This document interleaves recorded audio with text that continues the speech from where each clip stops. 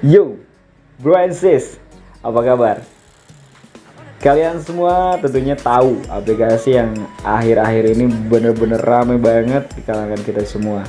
Dari mulai anak kecil, dewasa, sampai nenek-nenek sekalipun main aplikasi ini. Apalagi kalau misalkan bukan TikTok. Jadi buat kalian semua yang memang baru denger, nggak mungkin juga sih kalau baru denger ya, tapi buat kalian semua yang pengen tahu fakta lebih dalam tentang apa dan dari mana awal mula TikTok, sebelumnya kalian semua selamat datang kembali di channel Alumni Buru.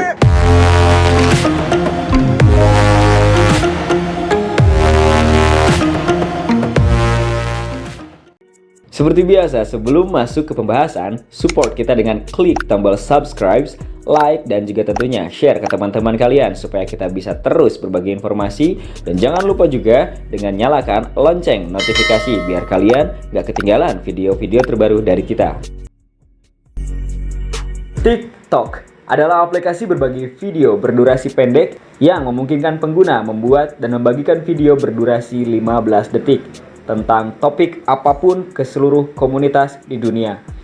Aplikasi TikTok digunakan oleh kaum muda sebagai sarana mengekspresikan diri mereka melalui nyanyian, tarian, dan sinkronisasi bibir. Nggak jelas sih sebetulnya, tapi ya trending sih ya sekarang. Aplikasi TikTok menawarkan kepada pengguna berbagai pilihan suara dan cuplikan lagu, berbarengan dengan pilihan untuk menambahkan efek dan filter khusus. Ada juga pilihan untuk langsung menambahkan video yang dibuat di ponsel pengguna. Dan for your information, TikTok juga menambahkan fitur reaksi yang memungkinkan pengguna merekam reaksi mereka terhadap video lalu membagikannya. Sama halnya dengan fitur kesejahteraan digital. Sejahtera. Fitur tersebut akan memberitahu pengguna pada saat mereka telah menghabiskan waktu lebih dari 2 jam di aplikasi. Pengguna TikTok dapat membuat berbagai macam video mulai dari tantangan, video menarik, trik sulap, dan video lucu. Popularitas aplikasi TikTok telah berkembang pesat sejak dirilis pada Oktober 2018. Aplikasi TikTok paling banyak diunduh di App Store secara global. Aplikasi ini pun dikabarkan telah mengumpulkan lebih dari 500 juta pengguna aktif bulanan. Dan Amerika Serikat menjadi negara yang paling banyak mengunduhnya. Kira Indonesia. AS alay. Dengan jumlah lebih dari 80 juta kali. Aplikasi ini disukai dan digunakan oleh beberapa selebriti dunia maupun lokal. Mereka turut membantu mendukung popularitas aplikasi ini. Aplikasi TikTok pun telah membayar kemitraan dengan beberapa selebritas di berbagai wilayah yang memperkenalkan aplikasi ini ke berbagai audiensi. Misalnya, Jimmy Fallon yang telah menggunakan aplikasi TikTok karena memang menyukainya, tapi kemudian dimanfaatkan oleh aplikasi melalui kemitraan berbayar. Pada November 2018, Jimmy Fallon pun memulai tantangan di acaranya yang menggunakan TikTok sebagai platform untuk tantangan tersebut.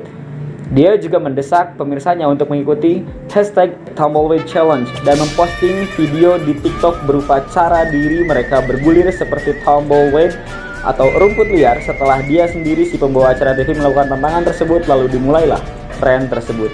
Gaji gulingan trending. Tantangan itu pun langsung viral hanya dalam waktu seminggu. Kemitraan selebritas semacam itu kini telah menjadi taktik utama dalam strategi ekspansi geografis TikTok. Aplikasi ini menggunakan selebritas dan pemengaruh untuk menggerakkan isu di sekitar platform serta menghasilkan konten viral.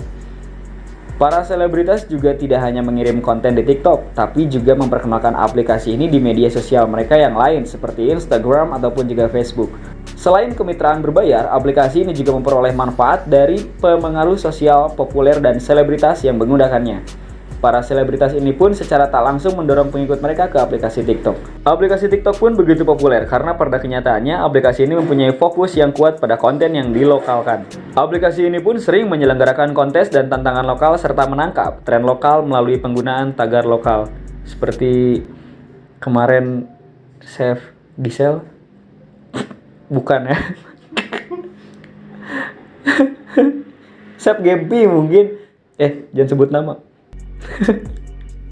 Lanjut. TikTok pun pernah menjalankan kontes 1 juta audisi di beberapa negara secara terpisah. Dan kemarin yang paling ramai di Indonesia, TikTok Awards. Peserta diberikan tema untuk membuat video, lalu pemenang video paling populer akan memperoleh penghargaan. Kontes pembuatan ribuan video lokal di tiap negara tersebut pun ikut membantu si pembuat TikTok memperoleh pengakuan dan pengikut. Jadi seleb lah ya. Aplikasi TikTok juga mengirimkan rekomendasi yang dipersonalisasi ke setiap penggunanya. Hal tersebut bertujuan untuk memastikan pengguna TikTok selalu memperoleh tren video terbaru dan tidak pernah kehabisan ide untuk membuat video. Dengan teknik ini, aplikasi TikTok mampu melakukan pelokalan dalam skala global. Kini, pengguna aplikasi TikTok dipermudah dalam pembuatan dan berbagi video. Pengguna dapat merekam apa saja dari rutinitas harian mereka lalu mengirimnya secara instan karena videonya pendek. Pembuatan video dan proses menontonnya pun tidak menghabiskan banyak waktu dan tenaga. Selain itu, konten video berdurasi pendek ini diputar segera setelah pengguna membuka aplikasi. Video mulai diputar satu persatu, lalu audiensi akan tersesat di lautan konten video yang menyenangkan dan membuat ketagihan. Karena sifat konten yang membuat ketagihan inilah, orang-orang sangat mudah untuk terus menonton video acak selama berjam-jam. Iya gitu? Enggak, gue Sebenarnya aplikasi TikTok tidak punya ruang untuk iklan bergambar dan bahkan tidak bersaing dengan platform media sosial lainnya dalam hal ini sebagai media pemasaran. Namun, pertumbuhannya yang cepat dan popularitasnya yang meningkat menyebabkan banyaknya jenama kini melihat potensi aplikasi TikTok sebagai media pemasaran mereka. Beberapa jenama pun telah menggunakan teknik tertentu seperti tantangan dan kontes TikTok untuk membuat pengguna menghasilkan konten terkait jenama mereka. Mereka juga memanfaatkan tagar dengan cara yang mirip seperti di platform media sosial lainnya untuk memperkenalkan kampanye pemasaran TikTok mereka. Selain itu, jenama juga dapat berkolaborasi dengan selebritas TikTok untuk membuat konten promosi khusus jenama mereka. Hal ini mirip dengan kolaborasi para pemengaruh hanya dengan video TikTok selama 15 detik. Meski popularitas TikTok saat ini sangat menakjubkan, aplikasi ini tidak mempunyai jaminan akan terus ada dan mencapai tingkat teratas seperti jejaring sosial lainnya, seperti Instagram dan YouTube. Karena banyak aplikasi lain dengan cepat menjadi populer lalu segera menghilang pula. Untuk mempertahankan popularitasnya, TikTok harus terus berinovasi dan menemukan cara baru untuk melibatkan pengguna mereka. Mereka juga harus membuat platform yang lebih ramah terhadap pemasaran jenama supaya aplikasi ini tetap ada. Makin banyak jenama yang menyadari potensi TikTok untuk memperluas jangkauan pemasaran media sosial mereka, maka TikTok sudah berada di jalur yang tepat. Apabila berhasil melibatkan jenama sepenuhnya, TikTok pun pasti akan bertumbuh lebih pesat dan bahkan dapat bersaing dengan media sosial lainnya. Dan for the next information, kalian semua tahu nggak sih siapa pembuat TikTok?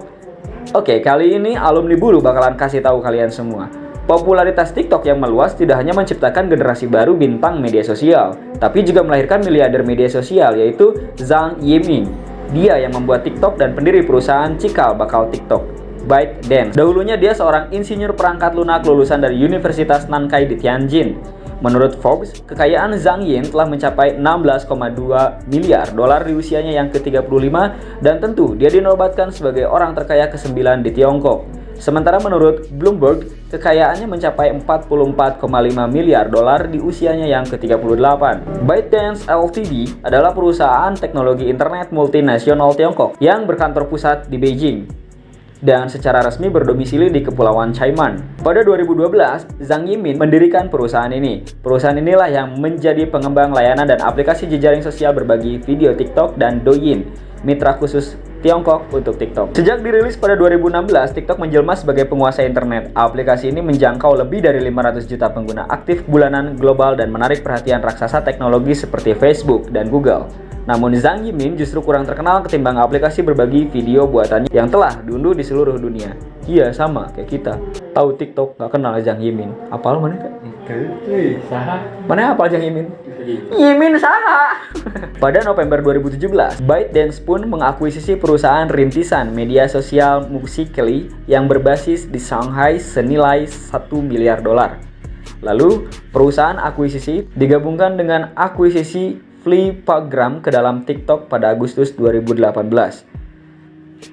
Nama TikTok pun dipertahankan hingga sekarang. Pada 2020, Morning Consult akhirnya menempatkan TikTok sebagai jenama dengan pertumbuhan tercepat ketiga tahun ini setelah Zoom dan Peacock. Sosok Zhang Yiming ini begitu berjasa bagi kaum muda, karena tanpanya kamu mungkin takkan dapat berekspresi bebas melalui media sosial TikTok. Berjasa bagi anak muda.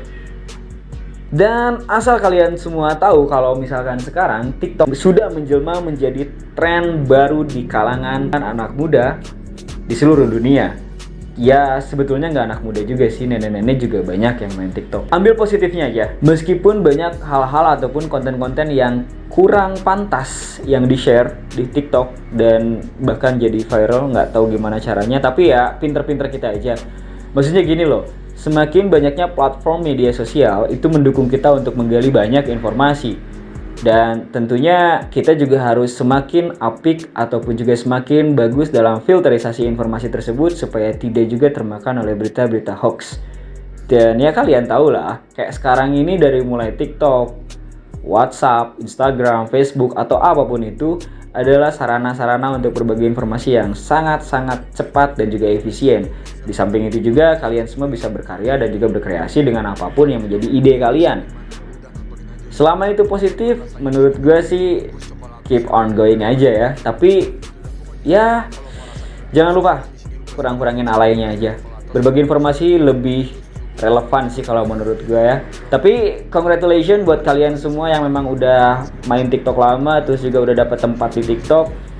Dan kalian semua juga sekarang udah mulai kenalan juga sama Zhang Yimin yang bikin TikTok. Sementara ini itu informasi yang bakalan kita kasih, dan buat kalian yang punya rekomendasi untuk pembahasan selanjutnya, langsung request di kolom komentar. Jangan lupa ngopi, and see you on the next video.